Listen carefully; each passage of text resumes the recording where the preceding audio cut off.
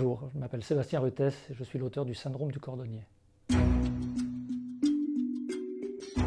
C'est l'histoire d'un écrivain très célèbre, très médiatique, qui découvre à ses dépens que renoncer au pouvoir peut être beaucoup plus compliqué que d'y accéder.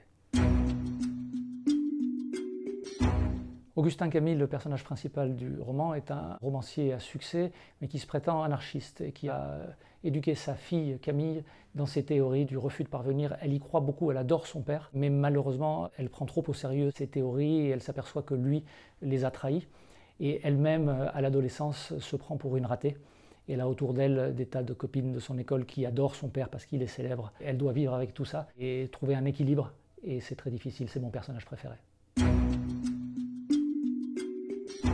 Le titre vient d'une anecdote que raconte Pline l'Ancien. C'est un peintre à Rome qui commande des chaussures et le cordonnier vient lui livrer. Et lorsqu'il entre dans l'atelier, il s'aperçoit qu'il y a sur un tableau une erreur dans le dessin d'une chaussure. Alors il le signale au peintre qui corrige et à partir de ce moment-là, le cordonnier se met à donner des conseils sur tous les tableaux du peintre.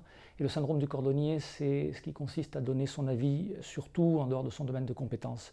C'est ce qui se passe pour le personnage principal de ce roman.